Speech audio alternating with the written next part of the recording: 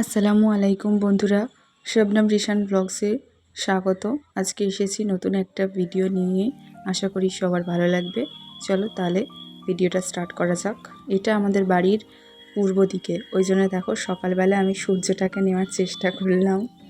তো রিশান এই যে ঘুম থেকে উঠেছে, উঠলে আমি ওকে কী করি, এখন থেকে পটি প্যানে বসানোর ট্রেনিং দিচ্ছি। তো ঘুম থেকে উঠেছে, মোটামুটি আমি ওকে পটি প্যানে বসিয়ে দিয়েছি। আর ওকে ওর হাতের সামনে এই যে সাইকেলটা দিয়ে দিয়েছি, ওর হাতে আর একটা খেলনাও আছে। তো এইভাবে বসিয়ে দিলে মোটামুটি বসে থাকে। আর এই যে গতকাল দেখিয়েছিলাম না ইনস্ট্যান্ট ড্রাই ওটস, তো এটাই আজকে ওকে ব্রেকফাস্টে করে দেব। এছাড়া ওকে এক দিন এক এক রকমের দিই। কোনো দিন ম্যাগি দিই, স্যারিলাক দিই, রুটি দুধ রুটি করে দিই। আজকে দিলাম এটা। কোনো দিন মুড়ির ছাতু দিয়ে দুধ দিয়ে দিই। তো তোমাদের যার বাচ্চারা যেমনটা পছন্দ করে তেমনটা দিতে পারো। তো আজকে আমি এটা ফর্মুলা মিল্ক দিয়ে দিচ্ছি। গরুর দুধটা আমি ওকে সন্ধ্যের দিকে দিই, একদম সকালে উঠে ঘুম থেকে আমি ওকে গরুর দুধটা দিই না, অ্যাভয়েড করি। আর হ্যাঁ, আরেকটা জিনিস তোমরা করবে, বাচ্চা যখন ঘুম থেকে উঠবে, এখন তো যেহেতু ও 1.5 বছর হয়ে গেছে, ওর দাঁত উঠে গেছে, 16টা দাঁত উঠেছে, আমি গুনেছিলাম। তো তোমরা যে যার আঙুল দিয়ে ওদেরকে মানে ব্রাশের মতন, টিপ ব্রাশ যেমন করে তেমনভাবে করিয়ে দেবে, মুখ ধুইয়ে দেবে, জিভ টিপগুলো ভালো করে ধুইয়ে দেবে। তো ওতে কী হয়, ওদেরও ভালো লাগে আর আমাদেরও একটা স্যাটিসফ্যাকশান কাজ করে যে ও মুখ ধুয়েছে। বাসি মুখে বড়দের খেতে কেমন লাগে বলো?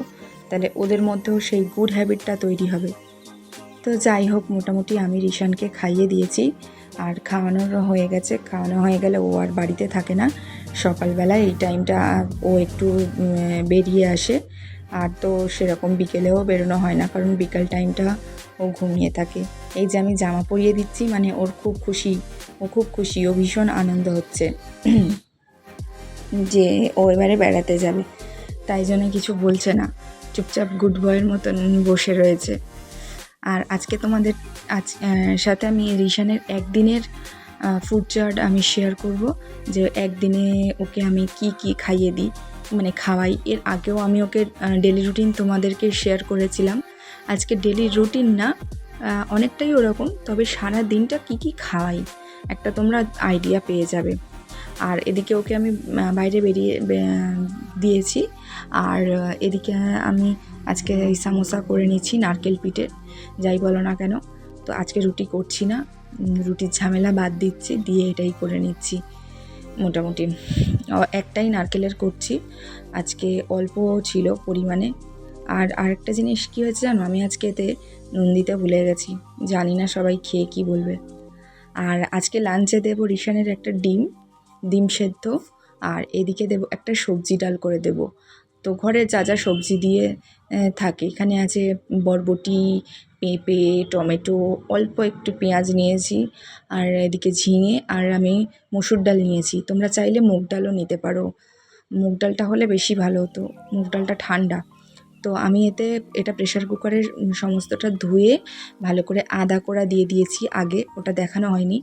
আর এদিকে জিরে মরিচ, তোমার হচ্ছে নুন, হলুদ, অল্প করে আর কি, যেমন যা মশলা লাগে, শুধু ঝালটা দিইনি, ওটা অ্যাভয়েড করব, কারণ বাচ্চাও খেতে পারবে না। আর সবার শেষে 2-4 ফোঁটা একদম তেল দিয়ে দেবে। আর এটা দিলাম আমি 5 ফোড়নের গুঁড়ো, সর্ষের তেল দিয়ে দেবে। আমি তো রিশানের জন্য একদম পিওর ঘানির অয়েলটা দিই, আমাদের বাড়িতেই সর্ষে চাষ হয়, তো ওই তেলটা আমি রিশানের জন্য আলাদা করে রেখেছিলাম, ওটাই দিয়েছি।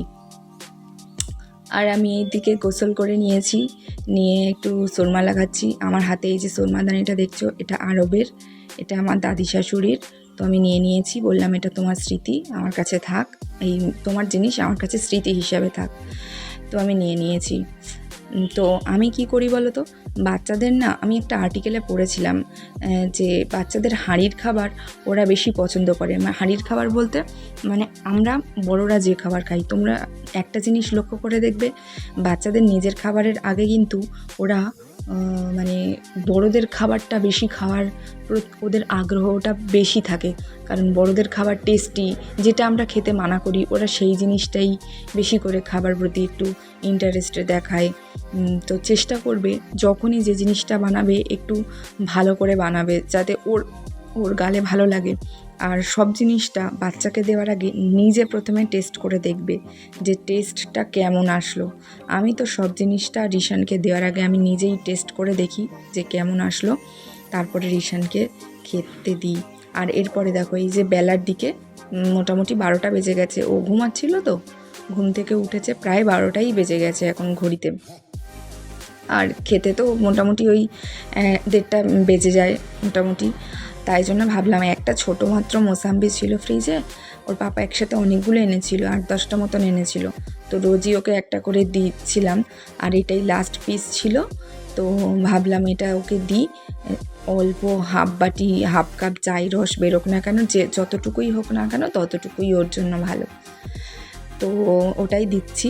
আর একটা জিনিস তোমাদেরকে আমি শেয়ার করি, মুসাম্বি যখন দেখবে একটু টক টাইপের হবে, তখন না তাতে একটু হালকা করে মিছরি দিয়ে দেবে, দিলে দেখবে মিষ্টিও হয়ে যাবে। কারণ এই যে মোসাম্বি এনেছিল এর মধ্যে দুটো একটা টক ছিল, আমি নিজে গালে দিয়ে দেখেছি। তো আমি কি করতাম, দুটো একটা মিছরি দিয়ে দিতাম। তো এই লেবুটা মিষ্টি আছে, এটা আমি গালে এক ফোঁটা দিয়ে দেখেছিলাম, তো এটা মিষ্টি আছে, তো আমি এতে আর মিছরি অ্যাড করিনি, তো এটা আমি এমনিই খাওয়াবো। আর এই যে ও সোফায় বসেছিল, ওকে আমি খাইয়ে দিয়েছিলাম। একটা দাদা আমাকে কমেন্টে বলেছিল যে বাচ্চাদেরকে শুইয়ে খাওয়াবে না। হ্যাঁ দাদা, তুমি ঠিকই বলেছো, কিন্তু লিকুইড জাতীয় খাবার খাওয়াতে গেলে তো বসিয়ে খাওয়াতে গেলে একটু অসুবিধা হয়। আর এই দেখো আমার এদিকে ডাল হয়ে গেছে, ওই যে ডালটা আমি প্রেশার কুকারে বলেছিলাম 3টে সিটি মেরে নেব, রিশানের পাপাকে বলেছিলাম, বলে আর আমি উপরে গোসল করতে চলে এসেছিলাম। তো রিশানের পাপা বন্ধ করে দিয়েছিল, নিচে এসে দেখি ওরকম অবস্থা। আর দুপুরবেলা ওকে খাইয়ে দাইয়ে নিয়েছি। আর এটা হচ্ছে সন্ধ্যের টিফিনে আমি আজকে ওর জন্য আমি গোবিন্দভোগ চালের গুঁড়ো করে রেখে দিই। আর ওটাই আমি ভালো করে ধুয়ে, আর এই যে গরুর দুধের মধ্যে 1 চামচ, বেশি না, একদম স্যারিলাকের যে চামচগুলো হয় না, স্পুনগুলো হয়, ওইগুলো 1 চামচ দিয়ে দিই। দিলে ওটা ভালো করে, ওই চাল তো বাড়ে, তো মোটামুটি দেখো এটা এই ঘন হয়ে যায় একদম। তো আমি এটাই খাওয়াই, খুব ঘনও না খুব পাতলা না, এই স্যারিলাক টাইপের হয়ে যায়। তো চেষ্টা করবে যতটা আর কি হোমমেড জাতীয়, এমন কিছু নয় যেটা মার্কেটে পাবো না বা খুব টাফ হয়ে যাবে। তো ঝুড়ি পয়সা খরচা করে আমার মনে হয় কোনো লাভ নেই। বাচ্চারা যখন নিজে বড় হবে তখনও নিজের ভালোটা নিজেই বুঝে যাবে। তো এখনও যেগুলো খেতে পছন্দ করে সেগুলোই খাবে, তবে হ্যাঁ প্যাকেট ফুড, চিপস, কুরকুরে এগুলো বাদ দিয়ে। তো যাই হোক, ভিডিওটা যদি ভালো লেগে থাকে তাহলে লাইক, কমেন্ট, শেয়ার করে সাবস্ক্রাইব করে পাশে থেকো।